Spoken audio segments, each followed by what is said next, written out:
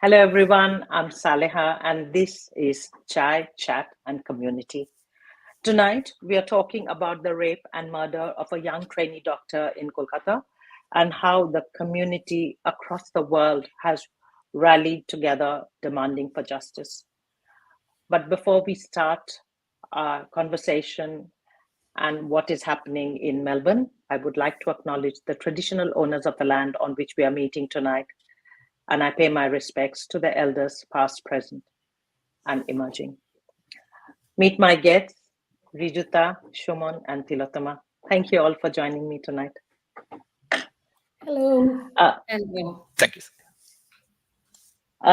Before we start, how about each one of you say something about yourself so that viewers know who you guys are. Reejuta, we'll go alphabetically, so we'll start with you. Hi, everyone. I'm Reejuta. Pretty new to Melbourne, only 6 years. I'm with the banking industry here in Melbourne. And going back to India, I'm from Assam. I've lived a bit in Bangalore. Yeah, that's me. Thank you. Shumon? Hi, I'm Suman. I have been living in Melbourne for last 8 years. Prior to that, I had lived in Europe for 6-7 years. I lived in United States, and I had lived in multiple cities in India, mostly in Calcutta, that being my birthplace, my hometown. But I have worked and lived for quite a number of years in Hyderabad, Bangalore, and Pune. I worked as an IT consultant, so that's. Thank you. So, Tilottama, lucky last. Lucky last. So I'm Tilottama. I was born and raised in Kolkata, and I moved to Melbourne 12 years ago. I'm also an IT professional, unfortunately. Too many of us. Yeah. This is great. IT is the way to go, isn't it? But tonight we are discussing something that is not something that we are proud of, with all of us having some sort of connection to Kolkata. I was born in Kolkata, raised in Asansol, and went back to Kolkata to complete my studies, and then did college and masters, and I worked there. So for all practical purposes, I call Kolkata my home. So for those who do not know what we are talking about, would one of you like to tell us what has happened and why we are having this conversation tonight? Who would like to say? Yeah, Reejuta? Okay. We basically are talking about the heinous rape and murder that happened in one of the most prestigious medical colleges in Kolkata, RG Kor. So basically, what happened was a intern, like PG intern student, was brutally raped and murdered at her workplace one night. That's 9th of August. And what followed after that gave rise to this, Movement. worldwide protest against how the investigation was handled and what went wrong from day one. This is something that is quite new for all of us. I think we have not heard of such crime happening at workplace as such in any major metropolitan city in India, and it affected us so strongly that we decided we cannot keep quiet anymore. We cannot just keep posting things on Facebook or social media. I think we need to do something more than that. We have to step up. That's when we decided we have to get together to keep the word going and raise our voice. Yeah. So how did the conversation for Reclaim the Night start between you and So, Tilottama? can I start with this? So what happened is, like, when we read the news, we talked to each other most of the days, and we were talking, and we both were very angry and frustrated about the whole thing, and how things were going. And again, like in Kolkata, in other parts of India, and worldwide, we saw Reclaim the Night everywhere, where common people were on the street asking for justice for the PG doctor and workplace safety.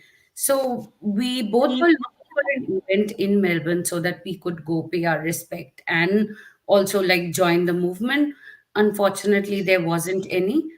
So we both said that, okay, if no one is doing, let's do it. I know that we are not part of any organization. Hardly people know us. We are quite introverts, like hiding behind the curtain so in a gathering. But we just said that if no one joins, that's fine. We both will probably hold a poster and stand there. But we need to raise our voice. We need to step up and we need to ask for justice. This is not on. So that is how Reclaim the Night movement in Melbourne started. So we did both all the paperwork. We posted something on Bengalis in Melbourne community because we had no idea how to organize anything of that sort. So community members, like Shuman, they all came in support and provided the information. All the paperwork was done. Thanks to council, thanks to Federation Square and Victoria Police who showed support and gave us all the right approvals. And yes, to our surprise, there was almost 200 people who joined this event. Not event, I mean this. This Uh, vigil. Yep. yeah, this vigil, because really everyone was really sad, affected, and angry with whatever was going on. And to our surprise, there were so many people on a Sunday, and it's unbelievable that they could be doing anything at their home, but they chose to join us. So, very, very grateful. So, Shuman, why did you join? I got to know from the post which Tilottama and Reejuta had put up in the Bengalis in Melbourne Facebook community. And that's where I felt that I would definitely join. I contacted them. There were quite a number of reasons. The first was the brutality and the amount of uh, pain that had the victim had to endure. Like crime, definitely crime is one aspect of it. We are always voicing this crime. It happens, like we can't live in denial saying that this is the first time it's happening. But the No. way the victim, like I haven't gone, or I am too scared to read the graphic details that are posted in various forums, but it comes to you. But and that gives a kind of spine chilling experience. I had a dental pain couple of days back, and I know what pains means to our body. So that was really shocking. Secondly, it happened in Kolkata, which we proudly call as the cultural capital of India.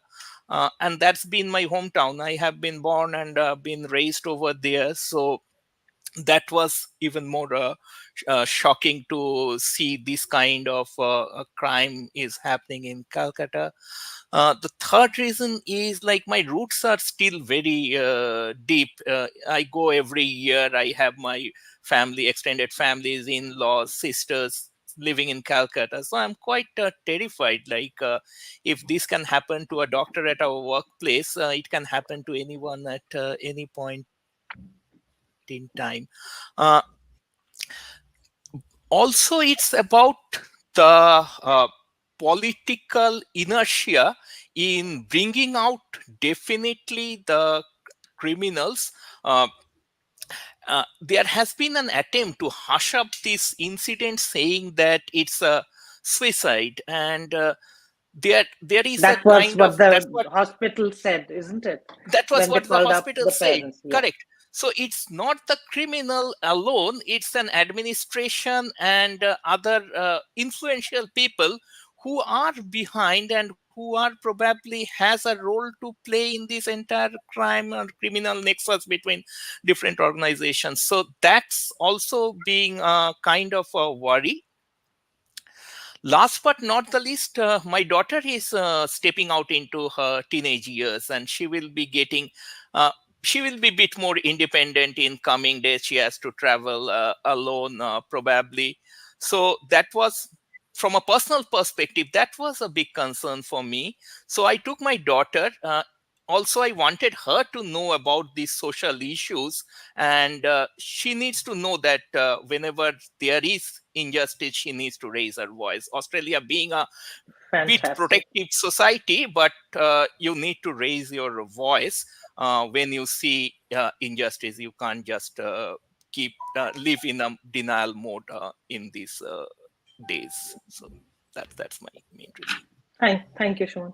Um, Reejuta, this is for you and Yeah. Tilottama. Why do you think that this gruesome rape and murder has touched so many people and made them so angry?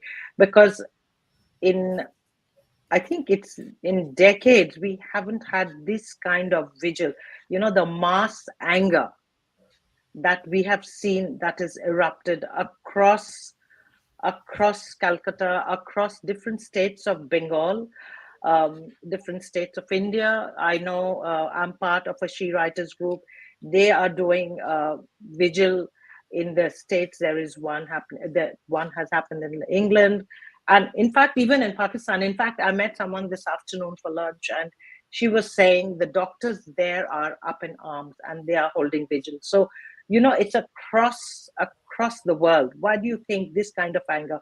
And there is a message from Chris. Thank you, Chris. I'll read it out after you both answer. Why do you think this anger?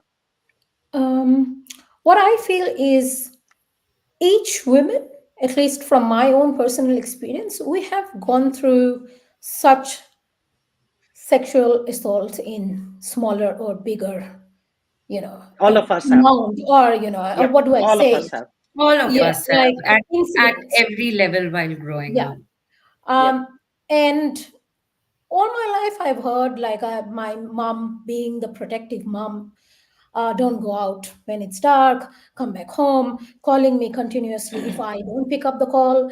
That anxiety, and teaching us, don't talk to strangers, don't go to places where you feel it's unsafe. Um, as soon as this news started to go up in media, I was asking the same questions to my sister. Um, how, like, she's a PG medical student in Mumbai at the moment, and I'm like, "Are you okay? Are you in the hospital? Are you in the hostel? Do you have security?" All these questions I was asking. So it So just, it I touched think, a a lot chord of in it, you because, yep, yeah, it touched a chord in you because this is so similar to yeah. the young girl who was killed. Yes. Yes, and I think a lot of women in India and the globe are recognizing this now, that they have gone through this. People are going through this. Their future generations might go through this. So, if not now, when?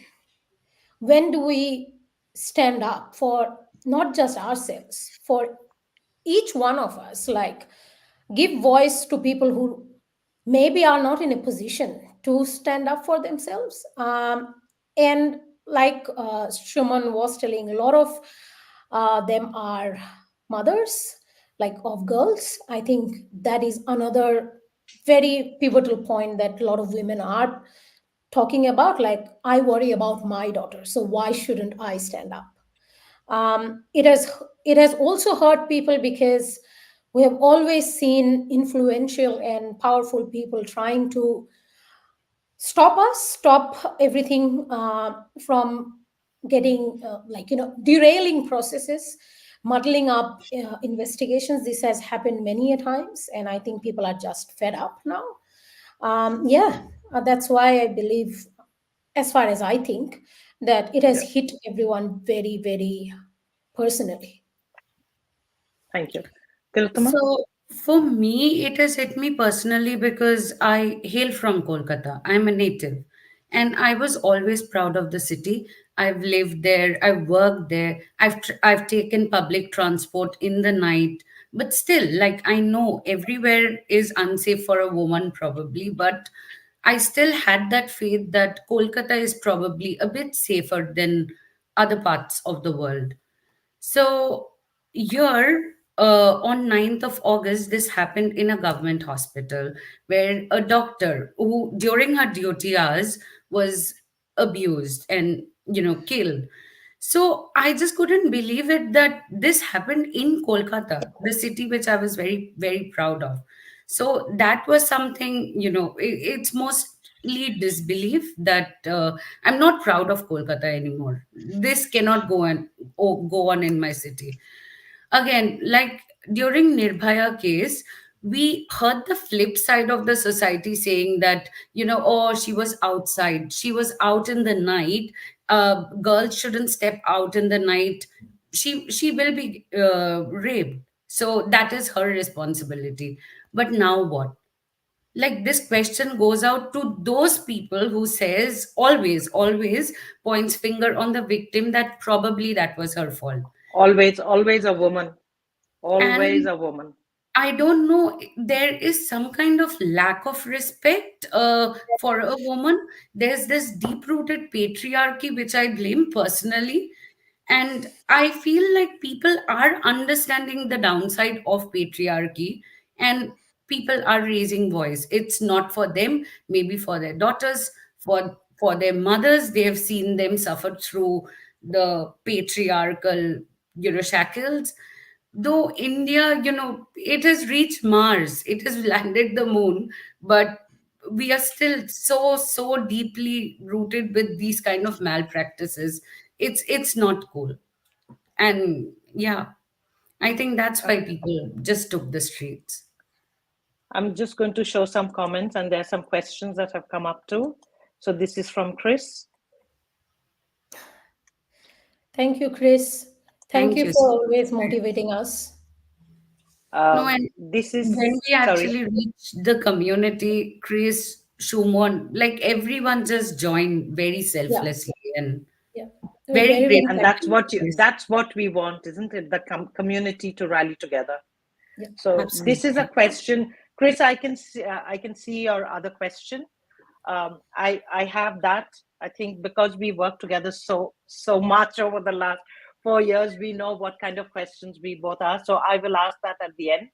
There is Sroshi who's watching from Delhi, and Reejuta, this is what she's saying. In the mine in. It could be Yes. mine. Yes, Yeah. it could be I my think daughter. My it's daughter. Yeah. yeah. Because Yeah. I know even now, if my girls go back to Delhi, I am so paranoid, Yeah. that they are by themselves, and they live with my brother. My brother's single, so he goes off to the office, and so they are dependent on, Ubers and their friends and all of that. And I'm always worried. I don't know, because, although they speak the language, it's an accented Hindi or Bengali that they're speaking, so immediately. So every time they're there, so I understand what this is. um so I would Chris has a question for all three of you. Several cases have occurred after this incident. What, in your opinion, is making men complacent to committing this over and over again? I'll start with Shuman first. Shuman, apparently, rape in India is not new. We have seen it, and now we know more about it because of media talking openly about it. From the time we were young, we were always told, don't go to this mama, or don't go to that kaka, or don't go to that dadu. This has been a problem for years. My generation, my mother's generation, my didima's generation, it has been a problem throughout. And yesterday I was told, in India, a rape is committed every 16 minutes. Hiroshi, if you're watching, can you tell me if this is correct or not? Because you would know. And I was reading Google, and they said that everybody wants to know about the rape and murder that has happened in Kolkata, but people want to know the gruesome details of the Yeah. rape. And that is a problem with our society. We are so depraved. So, Shuman, why is it that men are still so complacent? I think there are multiple reasons for that. And the first one definitely is fundamental education. So, education, I don't mean degree. There's a difference between educated Yep, and enlightened. So, I'm yep. talking about the later, the value, those kind of things which are imbibed in our very childhood.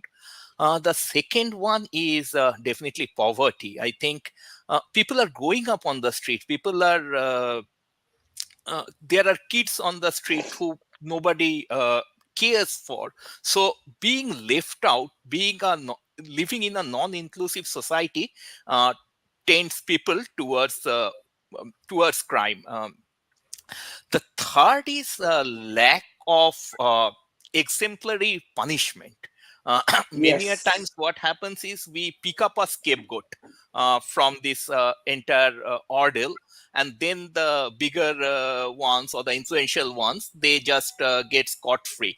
There are many cases, like for example, the murder of Jessica Lal in Delhi. Like the Oh, person was left.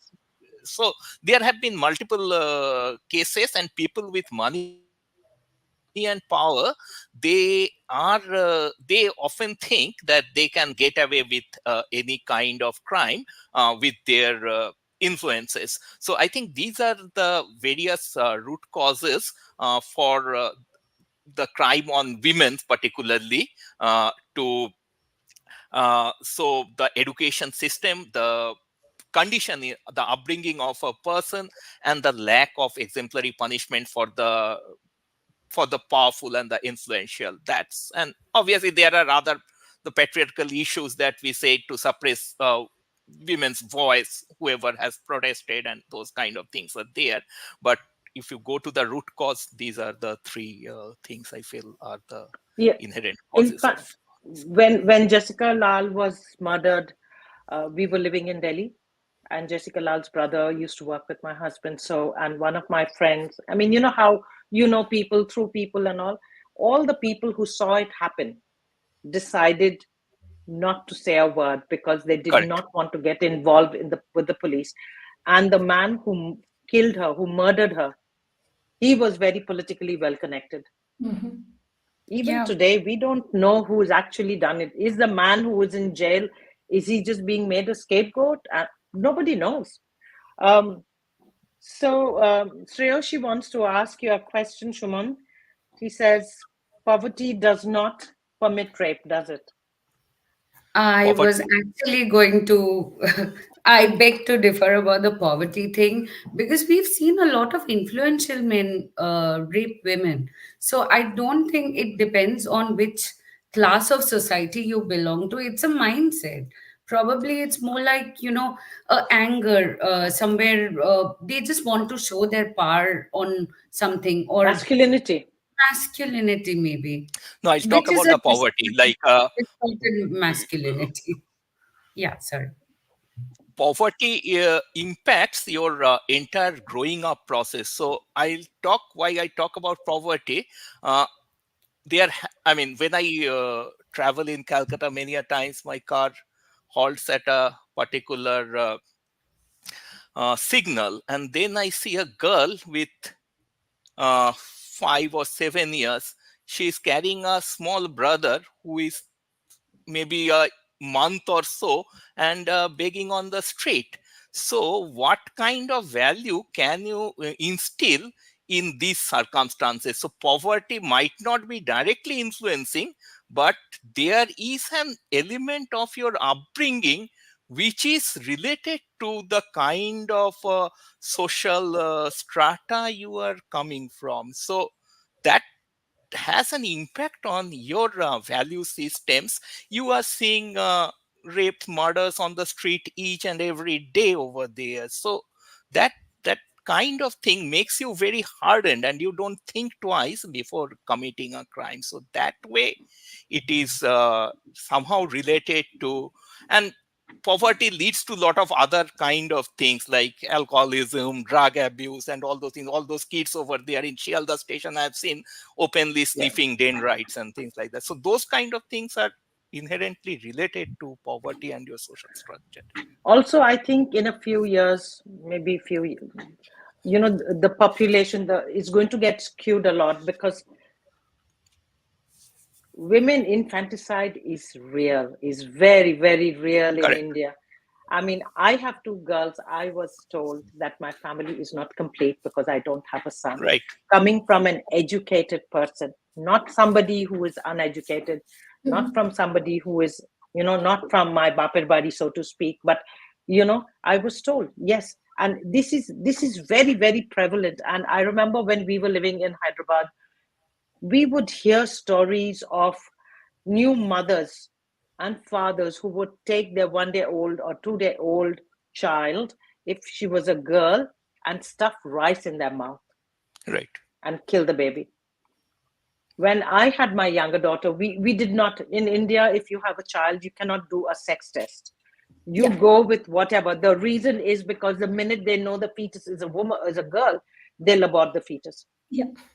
So when I had my younger daughter in Delhi, I said to my OBG, I said, I don't care whether it's a girl or a boy. I don't want any more children, so tie up my tubes. And she was like, are you sure? And I was like, yes. I was left open on the operation table. I had a C-section because I had like about 15 hours of labor pain. And she went out to my husband to ask him if it was still okay for her to tie up my tubes, because my second child was also a girl. Yeah. You know, Correct. this is Yeah. crazy. This is still happening. So we have Salya, lots and lots of questions. you faced this 25 years ago. I 30 know years ago. someone Yep. 30 years ago. So I know a set of friends who has two lovely daughters, and people, educated people, go and tell them, oh, abhi तीसरा कर Yes. लो, Oh, लड़कियों I've been को भी told तो that. Yes. राखी बांधने के लिए हाथ चाहिए. Yes. I This couldn't is, believe my ears about this. I mean, so it's still prevalent. And also, like, since you brought up something in Andhra Pradesh, like, because we've lived for some time in South yeah. India, I think one of the reasons why female feticide or infanticide is so prevalent is because of the huge, again, another social issue of dowry, which is very, very Oh, prevalent yes. That's in another India. one. Yeah. It's like our mind will blow. My mind blew when I hear stories of their system of dowry and why parents are so tensed when a daughter is born, because they have to keep saving Yeah. um, for the dowry right from the time they're born. So yeah. And if the We were going boys to do this in 30 minutes. It's 27 minutes, and I have lots of questions. So there when is Bengali someone from, started talking, I mean, yeah. okay, there is someone from Kolkata who is here. Shibu, I am very impressed. So here is a question, or maybe a statement. Thank you for watching, Shibu. Argument for rape because the boy man is hit by poverty is hollow and baseless. Shuman, that was more for you. No, I say it's there's a spectrum of crime. Like it's not that it's happening in one part of the society. So different part of the society is doing crime for different reason. It's not one single reason that poverty is not related. I mean, crime is not the outburst of poverty. Like there are multiple reasons. This is one of the things, because your upbringing, quality of education, your value system is often related to the kind of financial situation you are having. So, and then there are crimes happening because if you are living on the footpath, you get hardened to those kind of social it doesn't impact you after a certain point in time. It doesn't mean that the only poor people is committing crime, or that's the thing. But there is a Which is, definite linkage. If you want to address crime, you have to address poverty. That's my message. well, there is, Chris is saying that, Shuman, even the most elite commit the most heinous crimes. Maybe it's just an individual mindset.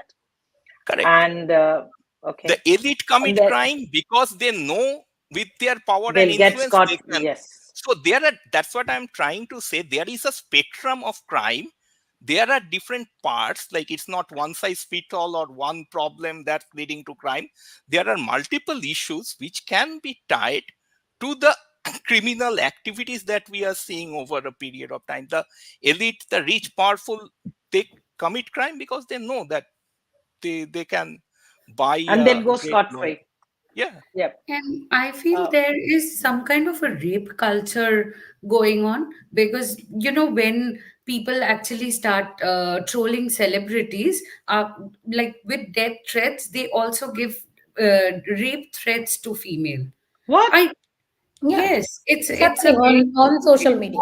on all social media, all platforms, and like some Bollywood movies, like objectifying women, and like I'll quote. I actually saw this on a Dhruv Rathi video, that this dialogue from Akshay Kumar's movie Tavaif ki lutti izzat or Tismar Khan ka whatever, uh, namumkin hai. I exactly cannot quote it, but yeah, in a Bollywood movie acted by a responsible actor, like these kind of dialogues, Tavaif ki lutti hui izzat.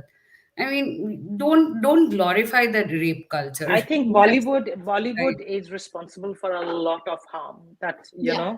that goes. So anyway, going back to what we were talking. So what are you advocating for, and how is it different to the many incidents that we hear of regularly? I stopped reading Indian newspapers totally because of this.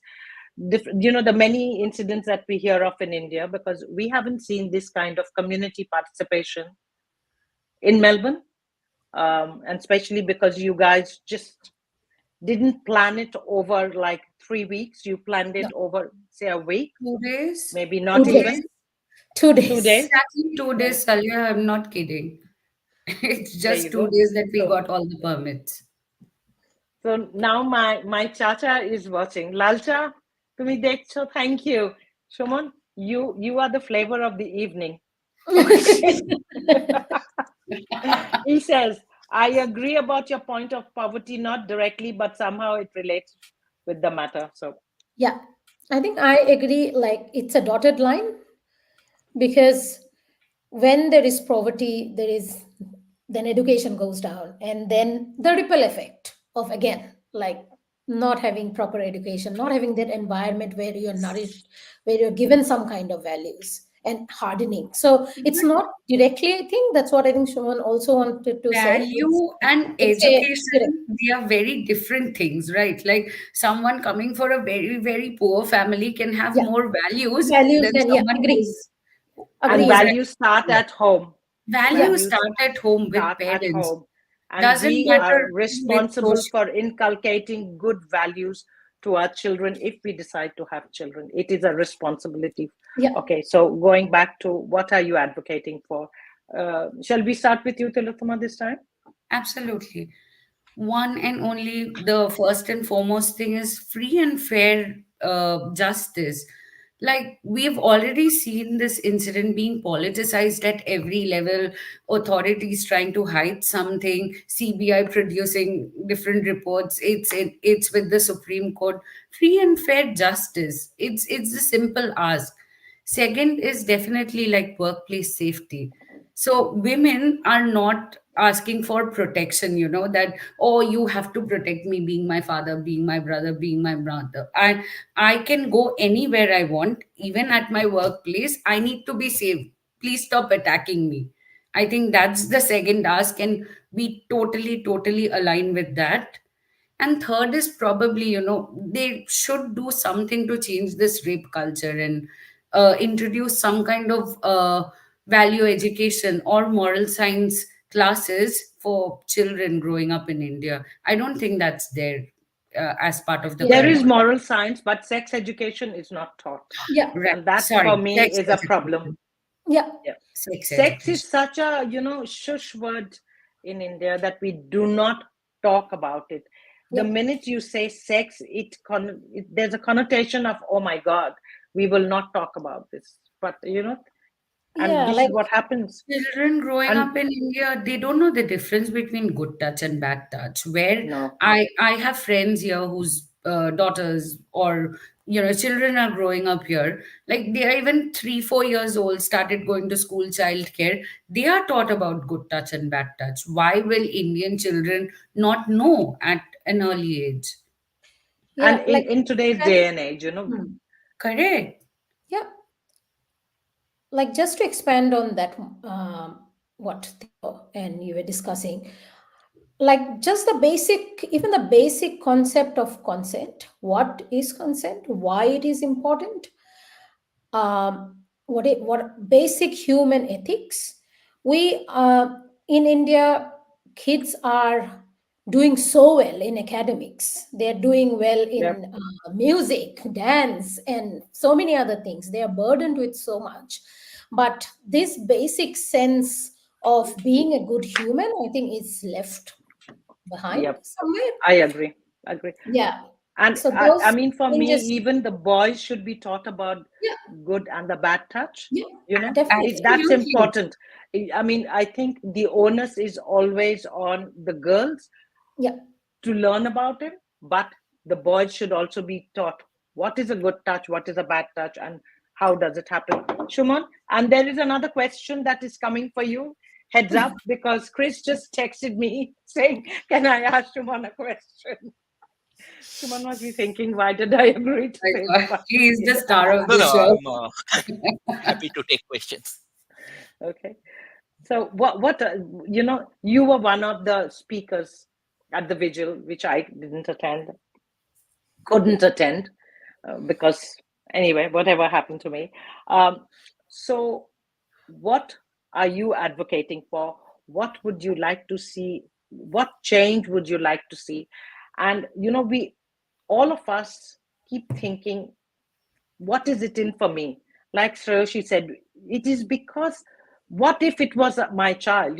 Tomorrow you will go to Kolkata, and I'm sure you will be thinking, what happens when my daughter goes to Kolkata? And now my girls don't want to go to India. And to be honest, I am very relieved somehow that I don't have to worry about them. But what are you advocating for? What would you like to see change? And the question has already come. So after you finish, I will ask you this question. Correct. Chris, I've got it. Yes. Okay. Right. I think I said the same thing in the vigil as well. Definitely the punishment for the criminals. That's the first thing. And not only for the criminals, people who have been supporting the criminals, who had created this ground or the platform so that such a crime of such dimension can be done over there. That's the first thing. That's a justice from a social perspective, from the social society. But to a bereaved parent, I don't know if this means justice. Tomorrow, if my daughter doesn't come home, I don't know, like, what is the definition of justice. So to a bereaved parent, I think there is nothing. I mean, the prosecution of the criminals will probably give them some kind of a kind of closure, but that's not enough. There definitely needs, like, we have not learned from the past. That's another thing. This this kind of thing happened in Delhi, Nirvaya case. We had seen, if we go back, there has been the case of Aruna Shanbag, a famous case when she was kind of raped and almost killed. She didn't. She lived on, but almost like a vegetable. So these kind of things keeps on repeating. Mizoram Like now, recently. yeah. Mizoram. And if you open Thane, two the children. newspaper in India, we get these things every day. And it's not located to Kolkata in India. It's a global phenomenon. There is no place where crime towards women doesn't happen at all. So we need to think of, like, what's going wrong. And there are many things that we can probably ask for. One is the change of mindset of people through value systems, through value educations, through bringing in people into those kind of education. Second thing is additional safety measure from women. I just saw a very knee-jerk reaction in Calcutta saying that okay, we'll not have women working at night, please try to reduce their working hours. It's not only the doctors, there are nurses working in hospital. They need to work at night. You can't just say that just take away the don't give Night women shift. Yeah. night shifts kind of things. There are people who needs that. It's for their livelihood. So you cannot, there needs to be some kind of innovative ways of dealing with this. I put an example that I was working in Calcutta. My home was 15-20 minutes from office, but there was a rule that a women employee would not be the last one to be dropped in a cab. So Yep. and there can be a question like, why my safety, like why I need to be with a male colleague.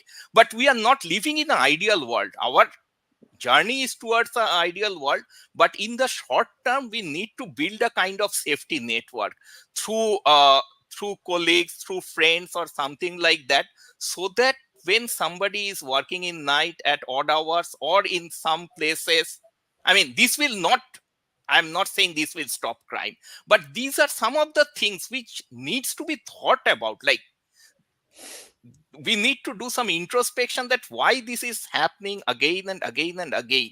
So these are some of the things that I want from this process to come up. And finally, that roti kapra makan are not the basic needs anymore. It's roti kapra makan and suraksha as well. Yep. That's the basic need. Suraksha. Yep. Safety. Safety. Shuman, do you want me to show you the question? Yeah, sure. Okay.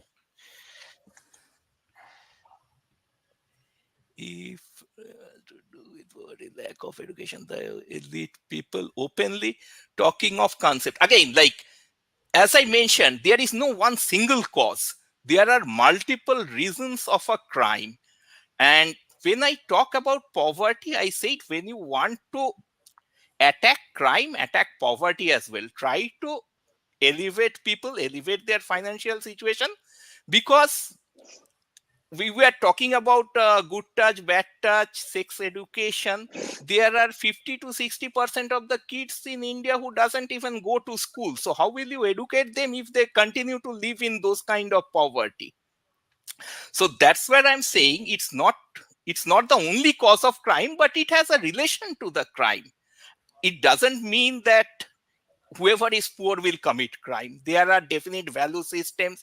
And when I say that there is a difference between educated and enlightened, it goes across the society. For example, I remember we had a kind of fake, no, that was not the age of fake news, but Ganesh idol drinking milk kind Having of thing. milk. Yes. Yes. Then a cobbler came up and he showed that this is a capillary action. So that guy was poor, but he was enlightened. He was able to challenge, which many of us with our so-called education and with our all those kind of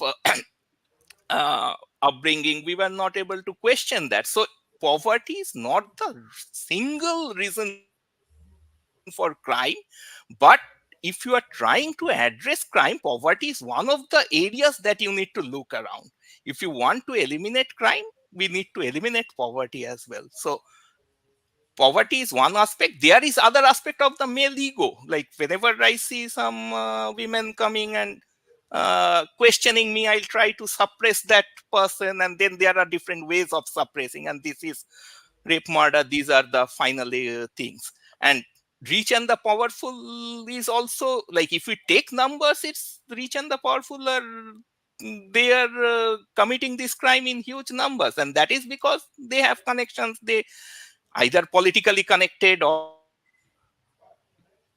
somehow they can hire a There is great a lawyer word. and they can get away. So Shuman, there are different reasons. there is a word there is a word in Delhi called jugaad. Everything Jugaad. you can do with jugaad. Starting Huh. from getting a railway ticket to covering up a murder.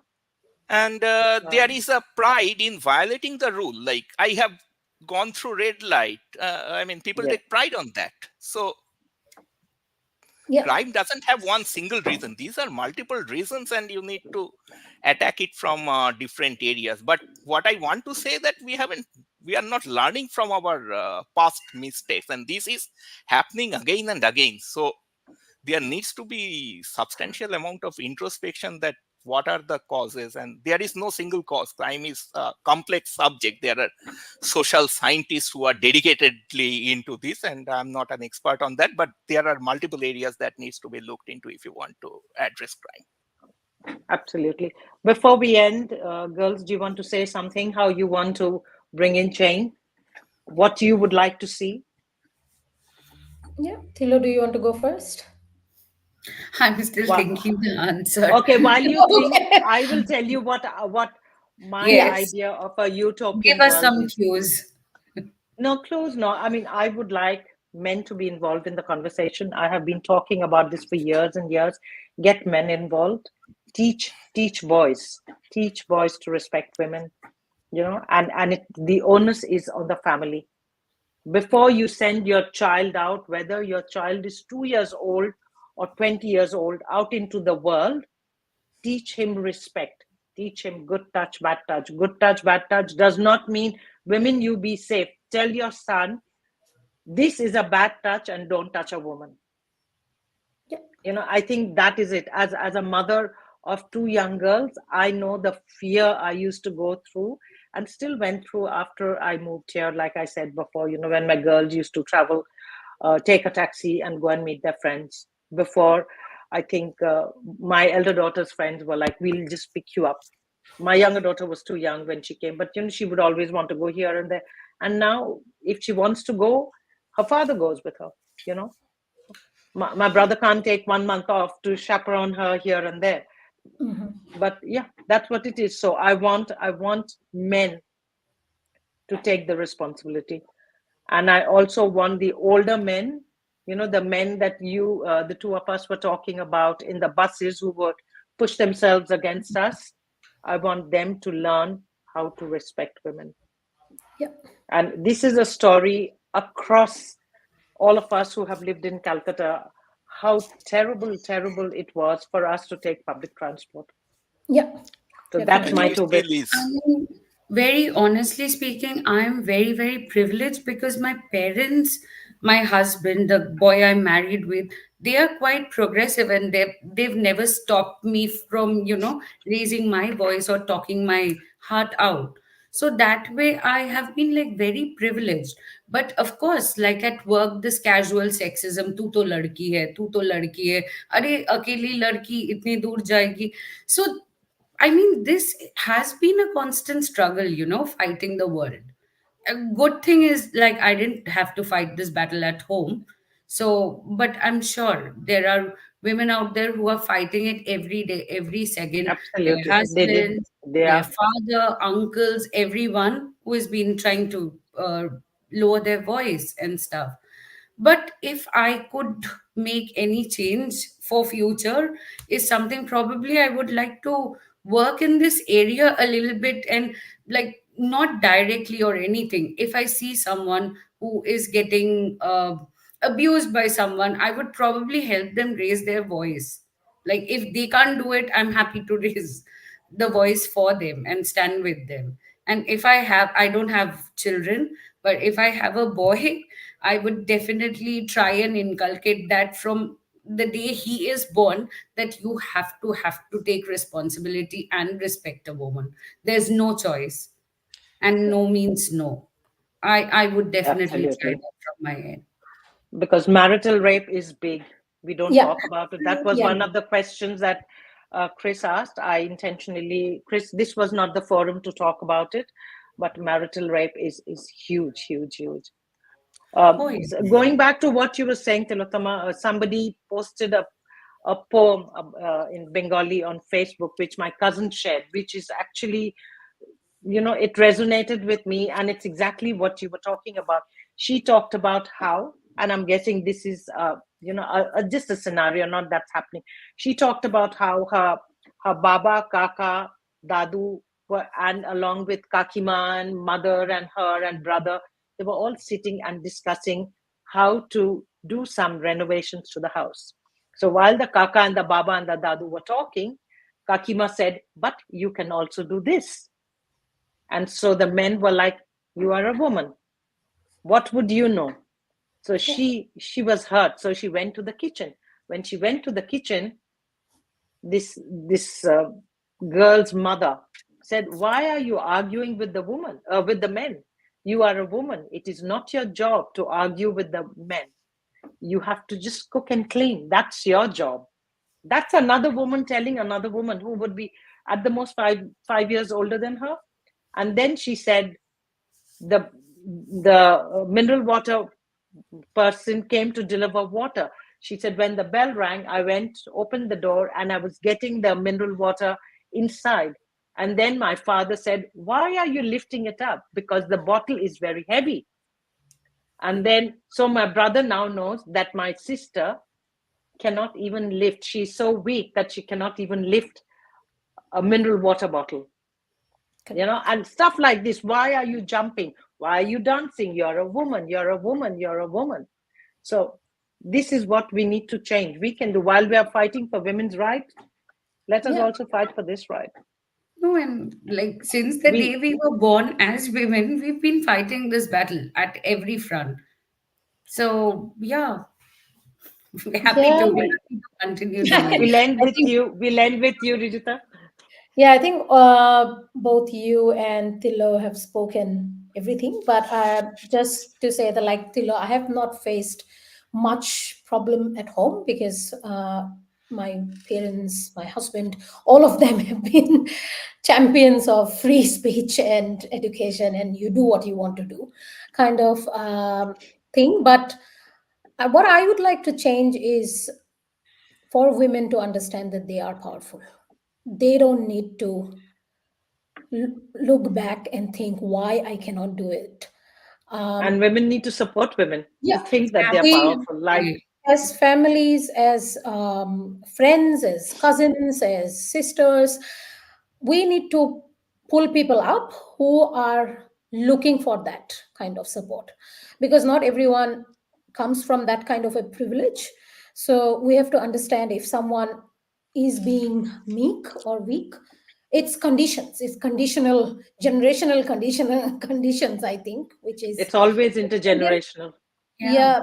And women have to stand up. It's enough is enough.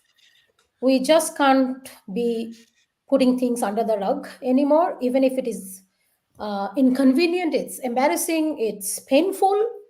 We have to talk, because talking can lead to some solution in the future. Maybe not in just couple of years, but down the line, I feel these conversation will help, like that. Even four of us talking today will help someone, Hopefully, hopefully. I'm hoping. we all live in hope. Thank Yeah. you all for joining me tonight. I will be in touch in the next 15 minutes. All of Okay. you. Yep. Thank you Thank very you, much. everyone. Okay, have a Bye. Thank good Thanks for night. you. listening. Okay,